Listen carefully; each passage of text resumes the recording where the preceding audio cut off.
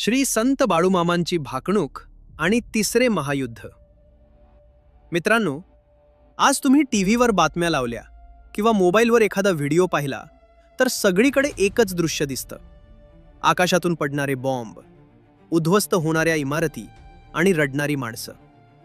Russia युक्रेनचं भयंकर युद्ध असो, इस्रायल आणि मध्य पूर्वेत लागलेली आग असो, की तैवानवरून अमेरिकेला भिडायला निघालेला चीन असो, संपूर्ण जग आज एका बारूदाच्या ढिगाऱ्यावर बसलं आहे.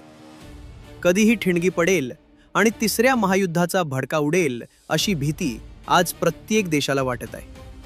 पण तुम्हाला वाटत असेल की हे सगळं अचानक घडत आहे तर तुम्ही चुकताय.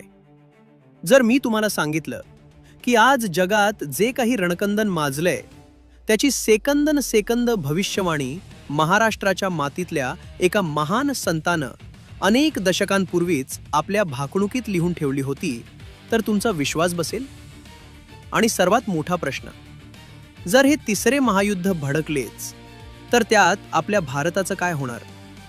चीन आणि पाकिस्तानच्या हल्ल्यात आपला देश सुरक्षित राहील का? या सगळ्या प्रश्नांची अंगावर काटा आणणारी उत्तरं श्री क्षेत्र आदमापूरचे संत बाळूमामा यांनी देऊन ठेवली आहेत.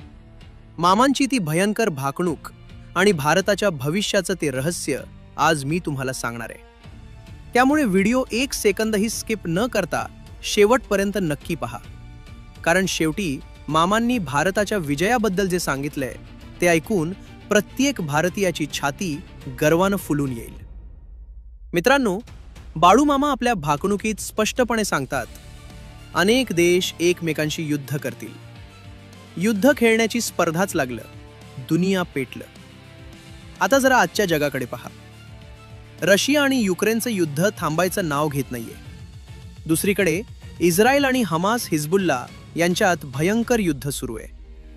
या युद्धात अमेरिका, इराण, युरोप असे अनेक देश हळूहळू ओढले जात आहेत.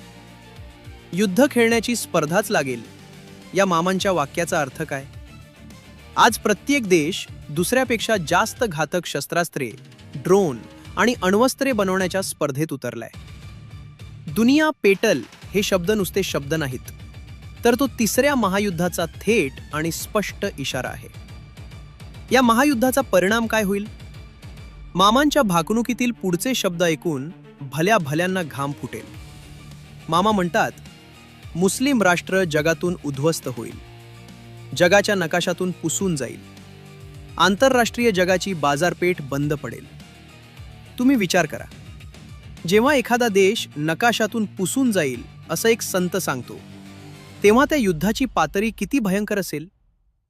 आज मध्यपूर्वेत जे चाललंय ते पाहता या विनाशकारी शस्त्रांच्या हल्ल्यात संपूर्ण राष्ट्र बेचिराख होण्याची शक्यता निर्माण झाली आहे. आणि जेव्हा जगात अशी आग लागेल तेव्हा आंतरराष्ट्रीय बाजारपेठ बंद पडेल. आजच पहा, युद्धांमुळे जहाजांची वाहतूक थांबत आहे. पेट्रोल, डिझेल आणि गॅसचे भाव गगनाला भिडत आहेत. महागाईचा भस्मासूर वाढून जगातील व्यापार पूर्णपणे ठप्प होईल हे मामांनी आधीच डोळ्यांनी पाहिलं होतं. आता लक्ष देऊन ऐका, कारण इथून पुढे ही भाकणूक आपल्या थेट उंबरठ्यावर येते. या जागतिक महायुद्धात सर्वात मोठा धोका कुणाकडून असेल? मामा सांगतात, कोरिया, चीन देश जगासाठी घातक ठरतील. शहरे उद्ध्वस्त होतील. चीन देश भारतावर आक्रमण करेल. काळ रात्र येईल, सावध रहा. आज आपण पाहतोय, उत्तर कोरियाचा हुकुमशहा रोज नवीन क्षेपणास्त्रांच्या चाचण्या करून जगाला धमक्या देत आहे. आणि चीनची विस्तारवादी नीती संपूर्ण जगासाठी डोकेदुखी ठरली आहे. तैवानला गिळंकृत करण्यासाठी चीनने समुद्रात युद्धनौकांचा वेढा घातलाय. पण मामांनी भारताला सर्वात मोठा इशारा दिलाय की चीन देश भारतावर आक्रमण करेल. लडाख, डोकलाम आणि अरुणाचल प्रदेशच्या सीमेवर चीन आज जे कुरापती काढत आहे ते याच मोठ्या आक्रमणाचे संकेत आहेत. युद्धाची ती काळ रात्र जवळ येत आहे. पण मित्रांनो, या जागतिक प्रलयात आपल्या भारताचं काय होणार? जेव्हा चीनसारखा बलाढ्य देश आणि पाकिस्तानसारखा कपटी शेजारी एकाच वेळी भारतावर चालून येतील, तेव्हा आपला देश टिकेल का? घाबरू नका. कारण इथंच बाळूमामांनी प्रत्येक भारतीयाच्या डोळ्यातून आनंदाश्रू आणणारी घाबरू नका. कारण इथंच बाळूमामांनी प्रत्येक भारतीयाच्या डोळ्यातून आनंदाश्रू आणणारी आणि अभिमानानं छाती रुंदावणारी भाकणूक केलीये. मामा सांगतात, भारतीय सैनिक छातीचे ढाल करून लढत राहतील, देशावर होणारे आक्रमण परतून लावतील. भारत पाकिस्तान छुपे युद्ध सुरूच राहील. पाकिस्तान राष्ट्राचा चौथाई कोणाकाबीज करतील. मित्रांनो, जेव्हा जगावर हे महासंकट येईल तेव्हा भारताचे वीर जवान हिमालय पर्वतात आणि रणभूमीवर हिमतीची भिंत बनून उभे राहतील. चीनचे कितीही मोठे आक्रमण असू दे, आपले सैनिक ते परतून लावतील. आणि सर्वात मोठी गोष्ट म्हणजे पाकिस्तान, जे आजपर्यंत भारताशी छुपं युद्ध करत आलंय, दहशतवादी पाठवत आलंय, त्या पाकिस्तानला भारत अशी काही धूळ चारेल की पाकिस्तानचा 1/4 भाग म्हणजेच पाकव्याप्त काश्मीर कायमचा भारताच्या ताब्यात येईल. बाळूमामांनी स्पष्ट सांगितलंय की सरतेशेवटी विजय सत्याचा आणि भारत मातेचाच होणार आहे. तिरंगा डौलानं फडकणार आहे.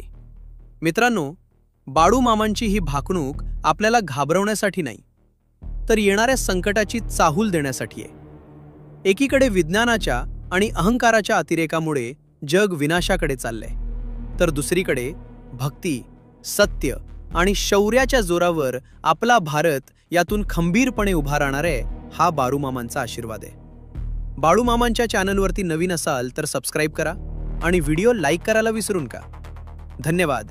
जय बाळूमामा. बाळूमामांनी केलं मेलेल्या मुलीला जिवंत.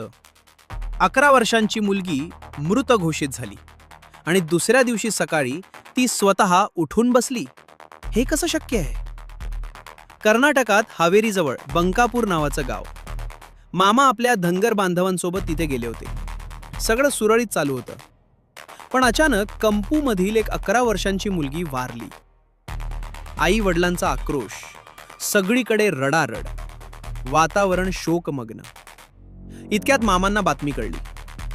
मामा शांतपणे लोकात आले आणि ठाम आवाजात म्हणाले, कोणी रडायचं नाही, गडबड करायची नाही, जणू काहीच घडलं नाही असं समजून आपापलं काम करा. पुढे काय होतं ते बघा. क्षणभर सगळे थक्क. पण मामांवर श्रद्धा होती. सर्वांनी रडणं थांबवलं. मामांनी त्या मुलीच्या देहावर एक धोतर झाकलं आणि ते स्वतः समाधी अवस्थेत गेले. एक रात्र, संपूर्ण दिवस, आणखीन एक रात्र, कोणीच हललं नाही. श्वास रोखून सगळे वाट पाहत होते. आणि दुसऱ्या दिवशी सकाळी जसं एखादं मूल झोपेतून सहज उठतं